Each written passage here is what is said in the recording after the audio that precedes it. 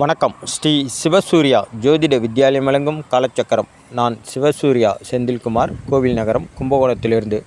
சென்ற பதிவில் வைநாசிக நட்சத்திரத்தை பற்றியும் அதற்கான பரிகார கோவிலை பற்றியும் பார்த்தோம். இப்போது இந்த பதிவில் ஜென்ம நட்சத்திரத்துக்கு எந்த கோவிலுக்கு போகணும் அப்படின்றத பார்ப்போம். பொதுவாக காலச்சக்கரத்தின் காலபுருஷனின் முதல் வீடான மேஷராசி மண்டலத்தில் முதல் நட்சத்திரமாக வரக்கூடியது தான் இந்த அஸ்வினி நட்சத்திரம். இந்த அஸ்வினி நட்சத்திரம் யாருடையது அப்படின்னு பார்த்திங்கன்னா, இந்த அஸ்வினி நட்சத்திரத்தின் அதிபதி யாருன்னு பார்த்தா கேது பகவான். கேது பகவானுக்கு காலபுருஷத்தின் முதல் வீடான மேஷராசியில் ஒரு நட்சத்திரம், அதாவது மேஷராசி மண்டலத்தில் அஸ்வினி நட்சத்திரம் இருக்கும். அதே போல் காலபுருஷ தத்துவத்துப்படி 5ஆம் வீட்டில், அதாவது சிம்ம ராசி மண்டலத்தில் ஒரு நட்சத்திரம், மக நட்சத்திரம் இருக்கும்.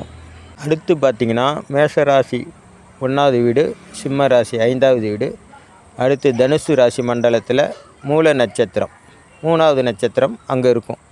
இப்போது பாருங்கள், கேது பகவானுடைய நட்சத்திரமான அஸ்வினி, மகம், மூலம், இது மூணுமே காலபுருஷ தத்துவத்துப்படி 1, 5, 9ஆம் இடத்துல முழுமை பெற்றிருக்கும். 1, 5, 9 என்ன சொல்கிறோம்? திரிகோணம், அதாவது லட்சுமி ஸ்தானம்னு சொல்கிறோம். இந்த ஸ்தானங்களில் கேது பகவானோட முழுமையான நட்சத்திரங்கள் அடங்கி இருக்குது. இந்த 3 நட்சத்திரத்துக்கும் அதிபதி யாருன்னா கேது பகவான். இப்போது கேது பகவானை நீங்கள் நட்சத்திர அதிபதியாக பெற்று விட்டீர்கள் அப்படின்னா, அதாவது நீங்கள் அஸ்வினி, மகம், மூலம் இந்த 3 நட்சத்திரத்தில் நீங்கள் பிறந்துட்டீங்க அப்படின்னா, உங்களுடைய ஜென்ம நட்சத்திரத்தை அன்னைக்கு அஸ்வினி நட்சத்திரம் வரும்போது, அல்லது மக நட்சத்திரத்தில் பிறந்திருந்தால் மக நட்சத்திரம் வரும்போது, அல்லது மூல நட்சத்திரத்தில் பிறந்திருந்தீங்கன்னா மூல நட்சத்திரம் வரும்போது, கேது பகவானை ஒரு முறைனாலும் போய் நீங்கள் தரிசனம் பண்ணி உங்கள் பேரில் அர்ச்சனை பண்ணிக்கணும்.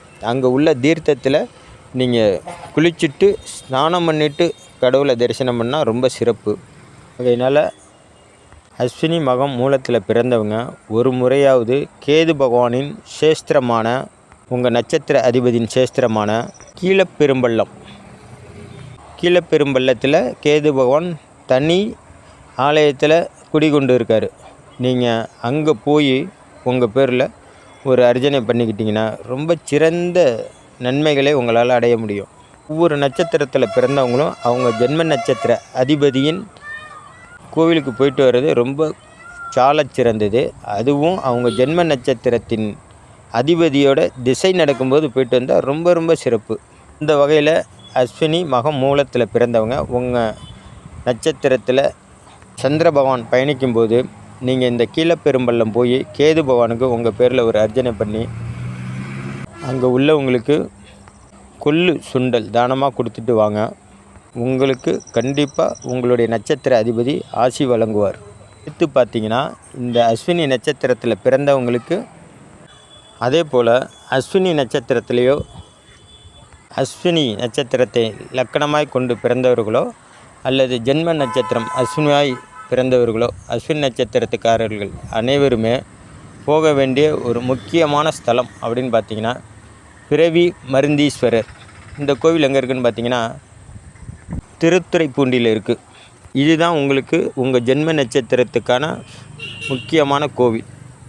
ஏன் இந்த பிறவி மருந்தீஸ்வரர் உங்களுக்கு கோவிலாக கொடுக்கப்பட்டிருக்கு அப்படின்னு பார்த்தீங்கன்னா, அஸ்வினி நட்சத்திரத்தில் பிறந்தவங்க அவங்க கையால் யாருக்காச்சும் உடம்பு சரியில்லாதவங்களுக்கு ஒரு வெத்தலையை கிள்ளி கொடுத்தா கூட அந்த நோய் குணமாயிடும் அப்படிங்கிறது ஜோதிட விதி. அஸ்வினி தேவர்கள் கேள்விப்பட்டிருப்பீங்க. இந்த அஸ்வினி தேவர்கள் அனைவருமே மருத்துவ குணம் உள்ளவர்கள். அதனால் பெரும்பாலும் பாருங்கள், இந்த அஸ்வினி நட்சத்திரத்தில் பிறந்தவங்க அவங்க கையால் ஒரு விபூதி கொடுத்தாலும், பயந்தவங்களுக்கு ஒரு விபூதி கொடுத்தாலும், உடம்பு முடியாதவங்களுக்கு மருந்து மாத்திரை வாங்கி கொடுத்தாலும், நோய்வாய்ப்பட்டவங்களை ஆஸ்பத்திரியில் கொண்டு போய் சேர்த்தாலும், நோய்வாய்ப்பட்டவங்களுக்கு மருத்துவம் பார்த்தாலும் உடனே கேட்கும், நல்ல ரிசல்ட்டு கிடைக்கும் நோயாளிகளுக்கு. இந்த மாதிரி ஒரு மருத்துவ தேர்ச்சி பெற்ற நட்சத்திரம் தான் இந்த அஸ்வினி நட்சத்திரம். அந்த அஸ்வினி நட்சத்திரத்துக்கு ஒரு கோவில் பாருங்கள், பிறவி மருந்தீஸ்வரர். இந்த பிறவிலேயே மருத்துவத்தில் தேர்ச்சி பெற்ற ஒரு நட்சத்திரம் தான் இந்த அஸ்வினி நட்சத்திரம். அஸ்வினி நட்சத்திரம் அப்படிங்கிறது கர்ம நட்சத்திரம், அது வேறு வகையை சேர்ந்தது, அதுக்கு வேறு பரிகாரங்கள் இருக்குது. பொதுவாக அஸ்வினி நட்சத்திரம் அப்படின்னாலே தேவகணத்தை சார்ந்தது. பெரும்பாலும் அந்த அஸ்வினி நட்சத்திரத்துக்காரங்கெல்லாம் பார்த்திங்கன்னா டாக்டராக இருப்பாங்க, மருத்துவராக இருப்பாங்க, சித்த வைத்தியராக இருப்பாங்க, நல்ல ஜோதிடராக இருப்பாங்க. இவங்க கையால் நீங்கள் எது வாங்கினாலும் அது வளரும். ஆனால் இவங்களுக்கு அது வளர்ச்சியாக இருக்காது, இவங்க கையால் வாங்குறவங்களுக்கு அது வளரும்.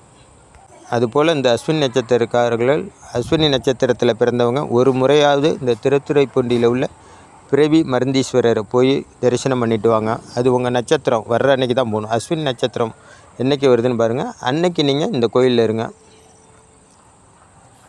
இது வரைக்கும் நீங்கள் நம்ம சேனலை சப்ஸ்கிரைப் பண்ணாமல் பார்த்தீங்கன்னா தயவுசெய்து சப்ஸ்கிரைப் பண்ணி பாருங்கள்.